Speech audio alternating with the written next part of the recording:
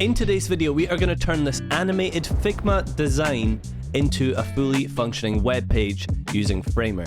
If you want to follow along with this tutorial, then go watch the first part where we do the design. Alternatively, if you just want to get the design file from the first part, you can sign up to my Patreon. To start this video, we're going to jump into Figma and see what we're working with.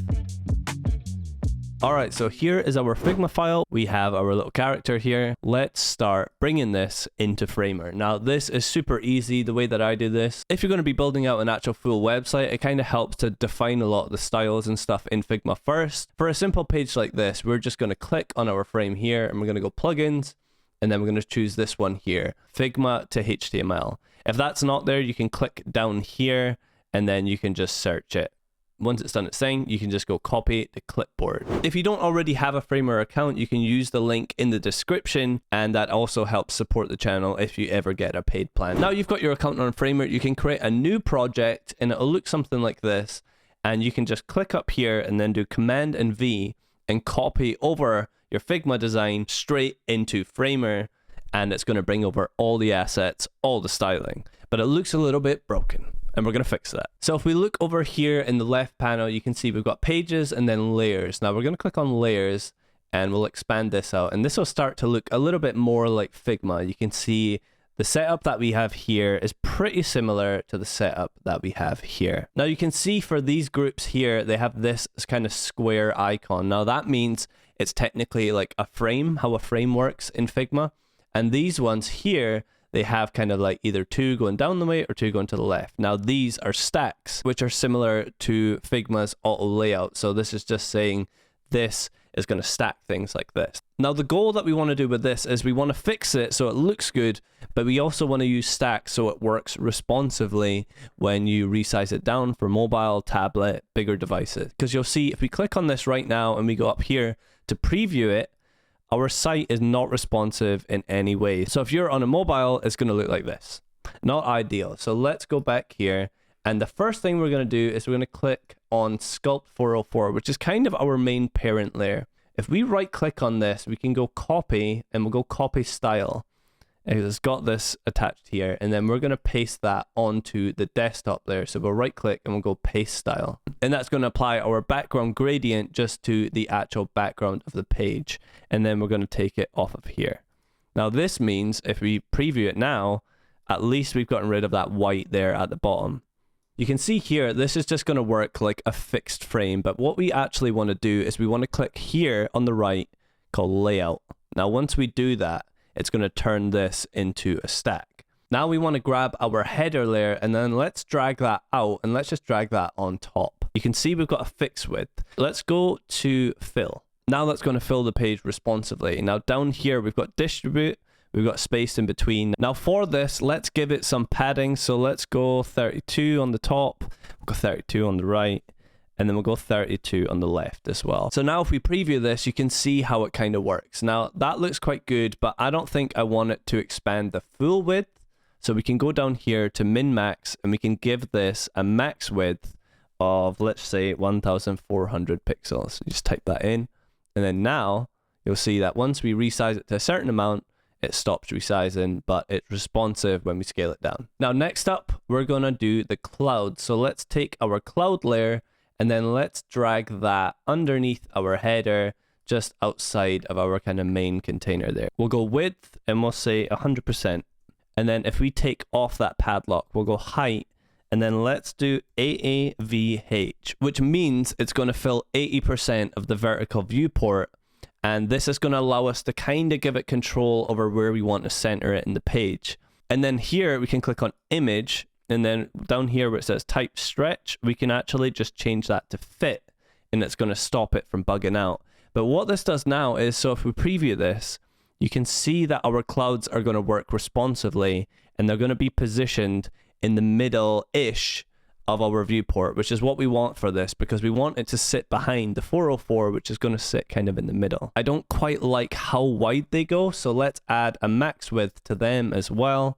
We'll just go here, and then let's go max width 2500 pixels. But we want this to sit behind everything on the page, so we can go up here to position, and we can change this to absolute. Now we don't want to do this too much. Absolute positioning you want to use sparingly because it doesn't really affect the layout of things, and generally you want things to affect the layout, but position absolute for this is going to work fine. And then up here where it says 98, we can just change that to 0. Now we actually want the clouds to animate from left to right across the screen. Now how do we do that in Framer? Well, it's actually so easy. Let's just duplicate this. So we'll go Command and D like that, and then we should have 2 layers, right? Now on this instance here, the top instance, go to Effects, and then let's change this to ticker, right? We'll change the speed to 50. And then over here on the left where we have clouds, let's just drag that into the ticker. Now look what happens when we press play. Now we have continuous animation of the clouds that are responsive in the background. Let's start getting this a bit more organized. We can click on our character and our 404, select both of them, and then we'll go right click, and then we'll go add stack. We go over here and we do this. For our character, let's go position absolute because we want it to sit in front. So we kind of want to stack these. And whenever you want to stack stuff, usually you're doing some kind of absolute positioning when things are overlapping like this. Now this is a stack and this is a stack, but it's still contained within just a kind of frame here. So let's rename this to container, and then we'll click layout to add that into a stack. Now it's looking very broken, but we're going to fix it in just a second. So width here, for some reason it's made it 1. Let's actually change this to 80% because we want this to fill 80% of our container. Now if we click on our container, you can see that the width and the height is fixed. So height we can go to fit content, and then width, we'll keep that as it is, but then let's give it a max width of 1400 pixels. And then we're also going to add a minimum height of 100 viewport height. We can go there and then there. Now you can see our text is getting cut off, but if you click on that and you go down to size, you can actually just do fit. Now it'll resize like that. And then let's actually add some padding as well. So at the top, we'll give it 80. And then at the bottom, we'll give it 64. This is just going to help with positioning. What we're actually going to do with the header as well, just because we don't want it to knock this down any further than we want it to. We want this to be able to sit on the page right now. And the way it's working right now is our container is getting pushed down underneath our header. So what we can do is we can go header, and we can just change this to absolute. With our header, we actually want to make sure it's going to sit on top of everything. So we'll go down to styles, and Z index should be here. If it's not here, you can go there, and then you can go Z index. Now we're just going to give this a Z index of 10, and it's going to make sure that this sits on top of anything. Z index 1 is kind of the lowest layer, 10, 100, 1000, whatever you want to put in, is going to mean that it's going to sit on top of things. Now for our text down here, if we click on our text block, we can change the width of that to fill, and then the text within that will change that to fill as well. And then our 2 text layers, we can now choose this one here, which will allow it to kind of cascade down, become responsive, and then the width of that will change that to fill as well. And make sure the bottom one is the same, change that to fill. Basically, we're just changing a fill on everything down here, and then now you can see that when we preview it, it's going to work responsively. So we're almost done. Let's just resize this out a little bit, see what we're working with. Now, if we click on our desktop, you can see we've got a fixed height. Now let's change that to fit content. That's going to expand down like that. On this box, let's actually give it a little bit of padding because I don't like how close that sits to the bottom. So let's just say 32 pixels, and then at the bottom we'll go 64. And I also don't like how he's positioned right now with that 404. So what we can do is we can click on our text layer, which is the 404. And then if we go down here to line height, we can reduce this. And basically this is going to help get him positioned a little bit better within the frame there. Well, basically, I don't like the padding that we have on the side there. So you see how it's kind of touching the edge?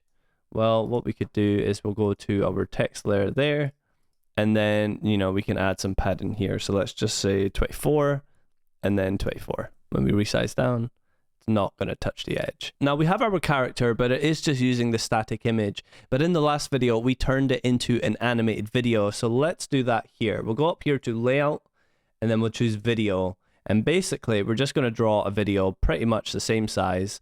as what we have our character here. Go down here to upload. Then we're just going to choose our animated character. We'll right click on our character image and then we'll go copy and we'll go copy style. And then we'll go down and then we'll paste that style to our video. Now you're going to see he's sitting just where our character was before, but then he's got this white background. So how do we get rid of this white background? So what we can do, because it's a solid white background, we can go up here to styles and then we can go blending. And then we can change the layer mode of this to darken. And basically, if we go to our character image here, and let's just hide that. So this is our video. It's going to punch out all of the solid white of the video. So you can see there's a bit of a problem with the eyes. Because they're white, they're now becoming transparent with the blending mode. Now, what we can do to fix this is just make sure that there's always going to be something solid white behind our characters. So if we go back into Figma and we take our 404 layer and we just duplicate this down like this, we can go up here and then we can go flatten. And then we're going to just turn this into a shape. Now we'll go up here again and go edit object. Now let's just delete some of these. We'll delete the inside of the O. Now this isn't a perfect solution. What we can now do is we can just save this 404 as an SVG and then use that instead, and it means that our character is always going to be positioned in front of the O and then not the space between the O. And then where our 404 is here, we'll actually just add in our image. So pretty much exactly where it is, we'll just drag our image and then we'll make sure that the image is contained within our stack, and then we can just delete our original text layer. And then for our image, we'll just go on the little padlock and we'll go width 100%. And that's going to fill that. And then we'll go down here and then we'll choose fit. We'll delete our character image because we now have our video, and we'll rename this to character. And then because this is positioned absolute, we want this to sit dead center, so we can just double click here into the center like that. Now if we preview it, you can see it's going to work responsively and the whites of his eyes are now fixed. You might also just have to double check that your character is set to lock and 72% width, because it might not have changed that after we changed it to a video. Now we really are almost done now. Let's just add in some simple animation. So we'll click on our header, we'll go effects, we'll go appear, and then let's have these just kind of slide in from the top. We can animate that just like that, see how that comes in. And then for the bottom, let's do that so that animates up. We'll go effect, appear, and then we'll go slide in from the bottom. And then for the 404, we could do something like appear and then, I don't know, scale in. You really don't want to go overboard with this. Like, this is already a very overboard 404 page, but now you can see how it starts to come to life like that. Now this is already working really good responsively, but to give us even more control, we can add some breakpoints. So we'll do one for tablet and then we'll do one for phone as well. So you can see up here, we'll just make sure that everything's going to be looking good. So if we go to our header on this one, we'll make sure that the direction is that, just as it was before. And then let's reduce the padding on this because it is mobile. So let's do something like 16, and then we'll do 16. We'll even change the font size of this. We'll change this to something like 24. Do the same on this button here. And then now we've got an idea of how it kind of works across all the responsive points. Now we can just kind of start fine tuning things. So, you know, maybe our clouds, we want them to be bigger. It's looking a little bit big, so we can just reduce this down on mobile. Do the same with this as well. Basically, at this stage, you're 99% the way done. Now, it just requires a little bit of testing, going back and forward, seeing how things are actually going to look.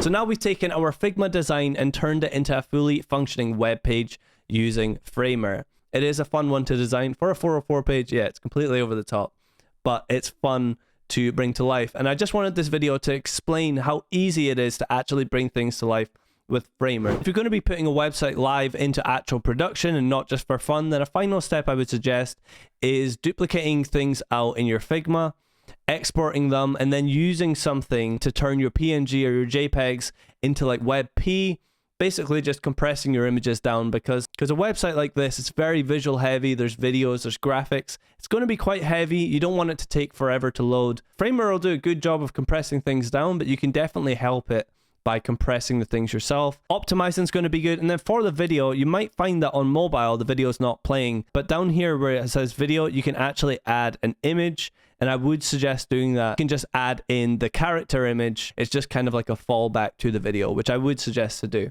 If we run some page speed tests on the website, you'll see it's a little heavy because this is a little over the top. If you look at something like Apple, you know, it's fine. Really, this is just a way to show you guys some fun techniques with Figma and Framer. And if you guys enjoyed the video, please hit the like button, subscribe if you like this sort of stuff, and welcome to all the new subscribers from the last video. So I really appreciate that. Link in the description if you want to get the Figma Design file and the Framer file. Thank you so much for your guys' support this year. It means the world. I'll catch you guys soon with another video. Bye.